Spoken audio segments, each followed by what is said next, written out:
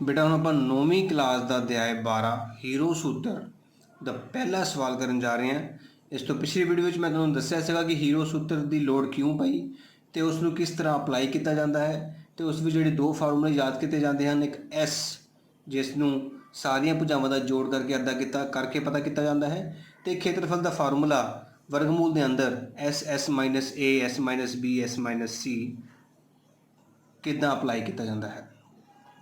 ਹੁਣ ਧਿਆਨ ਨਾਲ ਪਹਿਲਾ ਸਵਾਲ ਦੇਖੋ। ਇੱਕ ਆਵਾਜਾਈ ਸੰਕੇਤ ਬੋਰਡ ਉੱਤੇ ਅੱਗੇ ਸਕੂਲ ਹੈ ਲਿਖਿਆ ਹੈ ਅਤੇ ਭੁਜਾ ਏ ਵਾਲੇ ਇੱਕ ਸਮਭੁਜੀ ਤ੍ਰਿਭੁਜ ਦੇ ਆਕਾਰ ਦਾ ਹੈ। ਆ ਦੇਖੋ ਧਿਆਨ ਨਾਲ, ਇੱਕ ਸਮਭੁਜੀ ਤ੍ਰਿਭੁਜ ਦੇ ਆਕਾਰ ਦਾ ਇੱਕ ਸਾਈਨ ਬੋਰਡ ਹੈ ਜਿਸ ਦੇ ਉੱਤੇ ਲਿਖਿਆ ਹੈ ਅੱਗੇ ਸਕੂਲ ਹੈ। ਇਸ ਸਾਈਨ ਬੋਰਡ ਦੀ ਜਿਹੜੀ ਭੁਜਾਵਾਂ ਨੇ ਤਿੰਨੇ ਹੀ ਭੁਜਾਵਾਂ ਸਾਨੂੰ ਸਮਭੁਜੀ ਤ੍ਰਿਭੁਜ ਤੁਹਾਨੂੰ ਪਤਾ ਹੀ ਹੈ। ਸਮਭੁਜੀ ਤ੍ਰਿਭੁਜ ਜਿਹੜਾ ਹੁੰਦਾ ਹੈ ਉਹ ਤ੍ਰਿਭੁਜ ਹੁੰਦਾ ਹੈ ਜਿਸ ਦੀ ਤਿੰਨੀਆਂ ਭੁਜਾਵਾਂ ਬਰਾਬਰ ਹੋਣ। ਇਸ ਕਰਕੇ ਮੈਂ ਤਿੰਨਾਂ ਨੂੰ ਏ ਤੇ ਏ ਲਿਖ ਲਿਆ ਹੈ। ਹੀਰੋ ਸੂਤਰ ਦਾ ਪ੍ਰਯੋਗ ਕਰਕੇ ਇਸ ਬੋਰਡ ਦਾ ਖੇਤਰਫਲ ਪਤਾ ਕਰੋ। ਅਸੀਂ ਸਵਾਲ ਇੱਥੇ ਤੱਕ ਪੜ੍ਹਿਆ ਬੇਟਾ ਹਜੇ। ਇਸ ਤੋਂ ਬਾਅਦ ਅੱਗੇ ਉਹ ਕਹਿ ਰਿਹਾ ਜੇਕਰ ਸੰਕੇਤ ਬੋਰਡ ਦਾ ਪਰਿਮਾਪ 180 ਸੈਂਟੀਮੀਟਰ ਹੈ ਤਾਂ ਇਸ ਦਾ ਖੇਤਰਫਲ ਕੀ ਹੋਵੇਗਾ। ਇਹ ਸੈਕਿੰਡ ਕੁਐਸਚਨ ਹੈ। ਅਸੀਂ ਦੋਨੋਂ ਇਕੱਠੇ ਪੜ੍ਹ ਕੇ ਕਨਫਿਊਜ਼ ਹੋ ਜਾਂਦੇ ਹਾਂ। 180 ਹਜੇ ਨਹੀਂ ਵਰਤਣਾ ਆਪਾਂ ਕੁਐਸਚਨ ਇੱਥੇ ਤੱਕ ਪੜ੍ਹਨਾ ਹੈ ਕਿ ਇਸ ਦਾ ਖੇਤਰਫਲ ਪਤਾ ਕਰੋ ਜੇ ਇਸ ਦੀਆਂ ਤਿੰਨੇ ਭੁਜਾਵਾਂ ਏ ਤੇ ਏ ਹਨ। ਹੁਣ ਦੇਖੋ ਧਿਆਨ ਨਾਲ, ਮੈਂ ਤੁਹਾਨੂੰ ਕੀ ਸਮਝਾਇਆ ਸੀਗਾ। ਸਭ ਤੋਂ ਪਹਿਲਾਂ ਅਸੀਂ ਐਸ ਪਤਾ ਕਰਨਾ ਹੁੰਦਾ ਹੈ ਜਿਸ ਦਾ ਮਤਲਬ ਹੁੰਦਾ ਹੈ ਤਿੰਨੇ ਭੁਜਾਵਾਂ ਦਾ ਜੋੜ ਦਾ ਅੱਧਾ, ਮਤਲਬ ਏ ਜਮਾ ਏ ਬਟਾ 2 ਕਿੰਨਾ ਆ ਗਿਆ 3a/2। ਇਹ ਸਾਡੇ ਕੋਲ ਕਿਹਦੀ ਵੈਲਿਊ ਆ ਗਈ ਬੇਟਾ ਐਸ ਦੀ। ਹੁਣ ਅਸੀਂ ਕੀ ਲਾਣਾ ਹੈ ਖੇਤਰਫਲ ਦਾ ਫਾਰਮੂਲਾ। ਤੇ ਖੇਤਰਫਲ ਦਾ ਫਾਰਮੂਲਾ ਤੁਸੀਂ ਯਾਦ ਕਰ ਚੁੱਕੇ ਹੋ, ਮੈਂ ਤੁਹਾਨੂੰ ਪਿਛਲੀ ਵੀਡੀਓ ਵਿੱਚ ਯਾਦ ਕਰਾਇਆ ਹੈ। S minus A S minus B S minus C. ਇੱਥੇ ਏ ਬੀ ਸੀ ਜਿਹੜੀਆਂ ਨੇ ਉਹ ਸਾਡੇ ਕੋਲ ਤਿੰਨੋਂ ਹੀ ਏ ਹੈ। ਫਿਰ ਕੀ ਲਿਖਾਂਗੇ ਦੇਖੋ ਧਿਆਨ ਨਾਲ, ਐਸ ਦੀ ਥਾਂ ਲਿਖਾਂਗੇ 3a/2 ਫਿਰ ਬ੍ਰੈਕਟ 3a/2 ਮਾਈਨਸ ਏ ਕਿਉਂਕਿ ਸਾਡੇ ਕੋਲ ਏ ਹੀ ਹੈ, ਤਿੰਨੇ ਭੁਜਾਵਾਂ ਏ ਹੈ ਨਾ। ਐਸ ਦੀ ਥਾਂ ਅਸੀਂ 3a/2 ਭਰਾਂਗੇ ਤੇ ਬਾਕੀ ਤਿੰਨੇ ਭੁਜਾਵਾਂ ਸਾਡੇ ਕੋਲ ਏ ਹੈ 3a/2 ਮਾਈਨਸ ਏ ਤੇ ਇਹ ਆ ਗਿਆ ਤੁਹਾਡੇ ਕੋਲ ਵਰਗਮੂਲ।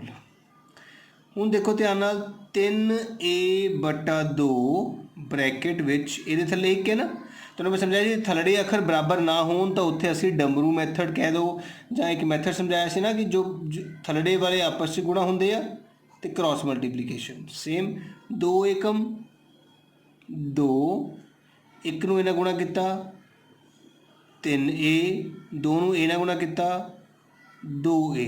ਆਈ ਸਮਝ। ਇਸੇ ਤਰ੍ਹਾਂ ਫਿਰ 2 ਏਕਮ 2, 3a ਨੂੰ 1 ਨਾਲ ਕੀਤਾ 3a, 2 ਨੂੰ a ਨਾਲ ਕੀਤਾ 2a। ਇਸੇ ਤਰ੍ਹਾਂ ਫਿਰ 2 ਏਕਮ 2, 1 ਗਿਆ 3a ਦੇ ਕੋਲ 3a ਬਣ ਗਿਆ, 2 ਗਿਆ a ਦੇ ਕੋਲ 2a ਬਣ ਗਿਆ ਤੇ ਸਾਰੇ ਦੇ ਉੱਪਰ ਕੀ ਆ ਗਿਆ ਬੇਟਾ ਵਰਗਮੂਲ। ਹੁਣ ਦੇਖੋ ਧਿਆਨ ਨਾਲ ਕੀ ਆ ਗਿਆ 3a/2 ਗੁਣਾ ਫਿਰ a/2 ਗੁਣਾ ਫਿਰ a/2 ਗੁਣਾ ਫਿਰ a/2। ਦੇਖੋ ਨਾ 3a ਦੇ ਵਿੱਚੋਂ 2a ਘਟਾਵਾਂਗੇ ਤਾਂ a ਬਚੇਗਾ ਨਾ। ਤੇ ਇਸ ਤਰ੍ਹਾਂ ਸਾਡੇ ਵਰਗਮੂਲ ਦੇ ਅੰਦਰ ਇਹ ਚਾਰ ਰਕਮਾਂ ਆ ਗਈਆਂ ਹਨ। ਹੁਣ ਤੁਹਾਨੂੰ ਪਤਾ ਹੈ ਕਿ ਵਰਗਮੂਲ ਦੇ ਵਿੱਚ ਜੋੜਾ ਬਾਹਰ ਆਉਂਦਾ ਬੇਟਾ। ਇੱਕ ਜੋੜਾ a/2 ਦਾ ਬਣ ਗਿਆ, ਇੱਕ ਜੋੜਾ ਹੋਰ a/2 ਦਾ ਬਣ ਗਿਆ। ਇਹਦਾ ਮਤਲਬ ਸਾਡੇ ਕੋਲ a/2 ਇਸ ਜੋੜੇ ਦਾ ਬਾਹਰ ਆ ਗਿਆ ਤੇ a/2 ਇਸ ਜੋੜੇ ਦਾ ਵੀ ਬਾਹਰ ਆ ਗਿਆ ਤੇ ਵਰਗਮੂਲ ਦੇ ਅੰਦਰ ਸਾਡੇ ਕੋਲ ਕੌਣ ਬਚ ਗਿਆ 3। ਲੱਗੀ ਸਮਝ। ਤੇ ਇਸ ਤਰ੍ਹਾਂ ਸਾਡਾ ਜੋ ਖੇਤਰਫਲ ਹੈ ਉਹ ਕਿੰਨਾ ਆ ਗਿਆ, a ਨੂੰ a ਨਾਲ ਗੁਣਾ ਕੀਤੀ a², 2 ਦੂਣੀ 4 ਨਾਲ ਕੀ ਬਚ ਗਿਆ ਵਰਗਮੂਲ 3, ਜਿਸ ਨੂੰ ਆਪਾਂ ਸਹੀ ਤਰੀਕੇ ਨਾਲ ਵਰਗਮੂਲ 3/4 a/2 ਲਿਖ ਸਕਦੇ ਹਾਂ ਆਨਸਰ। ਤੇ ਇਸ ਤਰ੍ਹਾਂ ਅਸੀਂ ਉਸ ਤ੍ਰਿਭੁਜ ਦਾ ਖੇਤਰਫਲ ਬਾਰੇ ਪਤਾ ਕੀਤਾ ਹੈ ਜਿਸ ਦੀਆਂ ਤਿੰਨੇ ਭੁਜਾਵਾਂ ਬਰਾਬਰ ਹਨ ਤੇ ਉਹ A ਦੇ ਬਰਾਬਰ ਹਨ। ਹੁਣ ਆਪਾਂ ਅਗਲਾ ਸਵਾਲ ਪੜ੍ਹਨ ਜਾ ਰਹੇ ਹਾਂ ਜਿਸ ਵਿੱਚ ਉਹਨੇ ਕੀ ਕਿਹਾ ਹੈ ਕਿ ਜੇਕਰ ਸੰਕੇਤ ਬੋਰਡ ਦਾ ਪਰਿਮਾਪ 180 ਸੈਂਟੀਮੀਟਰ ਹੈ ਤਾਂ ਹੁਣ ਇਸ ਦਾ ਖੇਤਰਫਲ ਕੀ ਹੋਵੇਗਾ। ਇੰਗਲਿਸ਼ ਵਾਲੇ ਵੀ ਮੈਂ ਬੱਚਿਆਂ ਲਈ ਦੇਖੋ ਇੰਗਲਿਸ਼ ਵਿੱਚ ਕੁਐਸਚਨ ਲਿਖਿਆ ਹੈ ਪਰ ਕਿਤੇ ਵੀ ਇੰਗਲਿਸ਼ ਦੀ ਵਰਤੋਂ ਨਹੀਂ ਹੋਏਗੀ ਸਿਵਾਏ ਖੇਤਰਫਲ ਦੀ ਥਾਂ ਏਰੀਆ ਲਿਖੇਗਾ ਬੱਚਾ। ਇਸ ਤੋਂ ਇਲਾਵਾ ਤੁਸੀਂ ਦੇਖ ਸਕਦੇ ਹੋ ਮੈਂ ਕਿਤੇ ਵੀ ਕੋਈ ਵੀ ਪੰਜਾਬੀ ਦੀ ਵਰਤੋਂ ਹਜੇ ਤੱਕ ਨਹੀਂ ਕੀਤੀ ਹੈ, ਮੈਥ ਦੀ ਵਰਤੋਂ ਹੀ ਹੋ ਰਹੀ ਹੈ। ਇੰਗਲਿਸ਼ ਵਿੱਚ ਵੀ traffic signal board indicating school head is an equilateral triangle. Equilateral triangle ਪਤਾ ਹੋਣਾ ਚਾਹੀਦਾ ਹੈ ਕਿ ਉਹ ਟ੍ਰਾਇੰਗਲ ਹੁੰਦਾ ਜਿਸ ਦੀ ਤਿੰਨੇ ਸਾਈਡਸ ਬਰਾਬਰ ਹੁੰਦੀਆਂ ਨੇ ਤੇ ਸਾਈਡ ਦਿੱਤੀ ਗਈ ਹੈ A। Find the area of the signal board by Heron's formula. Question ਇੱਥੇ ਖਤਮ ਹੋ ਗਿਆ ਜਿੰਨਾ ਕਿ ਮੈਂ ਕਰ ਚੁੱਕਾ ਹਾਂ। ਹੁਣ ਕਹਿੰਦਾ ਜੇ ਪੈਰੀਮੀਟਰ 180 ਹੋਵੇ ਤਾਂ ਅਗੇਨ ਇਹਦਾ ਏਰੀਆ ਕਿੰਨਾ ਹੋਏਗਾ। ਹੁਣ ਧਿਆਨ ਨਾਲ ਦੇਖਣਾ ਸਾਰੇ। ਪੈਰੀਮੀਟਰ ਦਾ ਫਾਰਮੂਲਾ ਮਤਲਬ ਪਰਿਮਾਪ ਕੀ ਹੁੰਦਾ ਹੈ।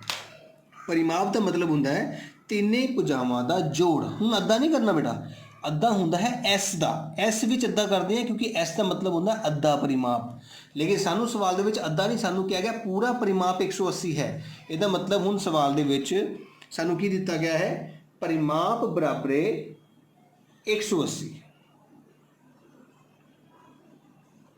ਪਰਿਮਾਪ ਕਿੰਨਾ ਦਿੱਤਾ ਗਿਆ ਹੈ 180। ਪਰਿਮਾਪ ਦੀ ਥਾਂ ਇੰਗਲਿਸ਼ ਵਾਲੇ ਬੱਚੇ ਨੇ ਪੈਰੀਮੀਟਰ ਲਿਖਣਾ ਹੈ ਤੇ ਪਰਿਮਾਪ ਦਾ ਮਤਲਬ ਹੁੰਦਾ ਹੈ ਤਿੰਨੇ ਭੁਜਾਵਾਂ ਦਾ ਜੋੜ। A ਜਮਾ A ਬਰਾਬਰ 180। ਕਿੰਨੇ ਹੋ ਗਏ ਬੇਟਾ 3A ਬਰਾਬਰ 180। ਤਾਂ A ਕੱਢਣ ਲਈ ਅਸੀਂ ਕੀ ਕਰਾਂਗੇ 180 ਬਟਾ 3 ਕਿਉਂਕਿ ਭਾਗ ਕਰ ਗਿਆ ਨਾ 3 ਨਾਲ ਜਦੋਂ 180 ਨੂੰ ਕੱਟੀਏ ਤਾਂ ਬਚਦਾ ਹੈ ਸਾਡੇ ਕੋਲ 60। ਇਹਦਾ ਮਤਲਬ ਸਾਡੇ ਕੋਲ A ਦੀ ਵੈਲਿਊ 60 ਆ ਚੁੱਕੀ ਹੈ। ਸੈਂਟੀਮੀਟਰ ਵਿੱਚ ਲਿਖਾਂਗੇ ਕਿਉਂਕਿ ਸਾਨੂੰ 180 ਸੈਂਟੀਮੀਟਰ ਵਿੱਚ ਦਿੱਤਾ ਗਿਆ ਸੀਗਾ। ਇੰਗਲਿਸ਼ ਵਾਲੇ ਸੈਂਟੀਮੀਟਰ ਨੂੰ C ਤੇ M ਪਾਉਂਦੇ ਹਾਂ ਤੇ ਪੰਜਾਬੀ ਵਾਲੇ ਸੈਂਟੀਮੀਟਰ ਨੂੰ ਇਸ ਤਰੀਕੇ ਨਾਲ ਲਿਖਦੇ ਹਨ। ਹੁਣ A ਦਾ ਮੁੱਲ ਪਤਾ ਲੱਗ ਚੁੱਕਾ ਹੈ ਤੇ ਅਸੀਂ ਪਹਿਲਾਂ ਹੀ ਖੇਤਰਫਲ ਦਾ ਪਤਾ ਕਰ ਚੁੱਕੇ ਹਾਂ। ਇਸ ਦਾ ਮਤਲਬ ਸਾਡੇ ਕੋਲ ਤਾਂ ਖੇਤਰਫਲ ਦੀ ਵੈਲਿਊ ਨਿਕਲ ਚੁੱਕੀ ਹੈ ਜਿਹੜੀ ਹੈ ਵਰਗਮੂਲ 3/4 A ਦੀ 2। ਪਰ A ਕਿੰਨਾ ਨਿਕਲ ਕੇ ਆਇਆ ਹੈ ਹੁਣ 60 ਡਿਗਰੀ 60। ਤਾਂ ਵਰਗਮੂਲ 3/4 ਗੁਣਾ A ਦੀ ਥਾਂ 60 ਭਰਾਂਗੇ। A ਦੇ ਉੱਤੇ ਘਾਤ 2 ਹੈ ਤਾਂ 60 ਕਿੰਨੀ ਵਾਰ ਲਿਖਿਆ ਜਾਏਗਾ 2 ਵਾਰੀ। ਹੁਣ 4 ਨਾਲ 60 ਕੱਟਦੇ ਹਾਂ 15 ਚੌਕੇ 60 ਭਾਗ ਕਰਕੇ ਦੇਖ ਸਕਦੇ ਹੋ ਤੁਸੀਂ 60 ਨੂੰ 4 ਨਾਲ ਭਾਗ ਕਰੀਏ 4 ਏਕਮ 4 ਬਕਾਇਆ 2 ਉੱਪਰ ਉਤਰਿਆ 0 ਪੰਜੂ ਚੌਕਾ 20। ਇਸ ਤਰ੍ਹਾਂ 4 ਨੂੰ ਜੇ 60 ਨਾਲ ਕੱਟੀਏ ਤਾਂ ਕਿੰਨਾ ਬਚਦਾ ਹੈ 15। ਹੁਣ 15 ਨੂੰ ਕਿੰਨਾ ਗੁਣਾ ਕਰਨੀ ਹੈ ਆਪਾਂ 60 ਨਾਲ। ਤਾਂ 15 ਨੂੰ ਹੁਣ ਮੈਂ 60 ਨਾਲ ਗੁਣਾ ਕਰਨ ਜਾ ਰਿਹਾ ਹਾਂ। 0 0 ਕਾਟੇ ਦਾ ਨਿਸ਼ਾਨ 6 5 30 0 ਉੱਪਰ 3 6 ਕਮ 6 ਤੇ 3 9। ਤੇ ਸਾਡੇ ਕੋਲ ਆਨਸਰ ਆਇਆ ਹੈ ਬੇਟਾ 900। ਇਹਦਾ ਮਤਲਬ ਸਾਡਾ ਆਨਸਰ ਹੋਏਗਾ 900 ਨਾਲ ਕੀ ਲੱਗੇਗਾ ਬੇਟਾ ਵਰਗਮੂਲ 3 ਸੈਂਟੀਮੀਟਰ ਦੀ ਘਾਤ 2। ਇੰਗਲਿਸ਼ ਵਾਲਾ ਸੈਂਟੀਮੀਟਰ ਦੀ ਘਾਤ 2 ਪਾਏਗਾ। ਇਹ ਸਾਡਾ ਫਾਈਨਲ ਆਨਸਰ ਹੋ ਗਿਆ ਇਸ ਸਵਾਲ ਦੇ ਦੂਜੇ ਪਾਰਟ ਦਾ। ਸਮਝ ਲੱਗੀ ਬੇਟਾ। ਪਹਿਲੇ ਭਾਗ ਦੇ ਵਿੱਚ ਉਸਨੇ ਸਾਨੂੰ ਕਿਹਾ ਸੀਗਾ ਕਿ ਇਸ ਤ੍ਰਿਭੁਜ ਦੀਆਂ ਤਿੰਨੇ ਭੁਜਾਵਾਂ ਬਰਾਬਰ ਹੋਣ ਤੇ A ਦੇ ਬਰਾਬਰ ਹੋਣ ਤਾਂ ਹੀਰੋ ਸੂਤਰ ਰਾਹੀਂ ਤ੍ਰਿਭੁਜ ਦਾ ਖੇਤਰਫਲ ਪਤਾ ਕਰੋ। ਉਹ ਅਸੀਂ ਤ੍ਰਿਭੁਜ ਦਾ ਖੇਤਰਫਲ ਪਤਾ ਕਰ ਲਿਆ ਹੈ ਜੋ ਕਿ ਵਰਗਮੂਲ 3/4 A ਦੀ 2 ਆਇਆ ਹੈ। ਤੇ ਯਾਦ ਵੀ ਰੱਖ ਲਓ ਕਿ ਕਦੇ ਵੀ ਤੁਹਾਡੇ ਕੋਲ ਸਮਭੁਜੀ ਤ੍ਰਿਭੁਜ ਆ ਜਾਵੇ ਜਿਸ ਦੀਆਂ ਤਿੰਨੇ ਭੁਜਾਵਾਂ ਬਰਾਬਰ ਹੋਣ ਤਾਂ ਉਸ ਦਾ ਖੇਤਰਫਲ ਜੇ ਸਿੱਧਾ ਤੁਸੀਂ ਲਾਣਾ ਹੋਵੇ ਤਾਂ ਉਹ ਹੁੰਦਾ ਹੈ ਵਰਗਮੂਲ 3/4 A ਦੀ 2। ਇਹ ਯਾਦ ਵੀ ਕੀਤਾ ਜਾ ਸਕਦਾ ਹੈ। ਉਸ ਤੋਂ ਬਾਅਦ ਉਸਨੇ ਸਾਨੂੰ ਪਰਿਮਾਪ 180 ਦਿੱਤਾ ਸੀਗਾ ਤੇ ਪਰਿਮਾਪ ਦਾ ਫਾਰਮੂਲਾ ਤਿੰਨੇ ਭੁਜਾਵਾਂ ਦਾ ਜੋੜ 180 ਦੇ ਬਰਾਬਰ ਰੱਖਿਆ ਗਿਆ। A ਦੀ ਵੈਲਿਊ 60 ਆਈ ਤੇ ਇਸ ਖੇਤਰਫਲ ਦੇ ਵਿੱਚ ਅਸੀਂ ਉਹ ਵੈਲਿਊ ਨੂੰ ਭਰ ਕੇ ਕਟਿੰਗ ਕੀਤੀ ਹੈ ਤੇ ਆਨਸਰ ਪਤਾ ਕਰ ਲਿਆ ਹੈ।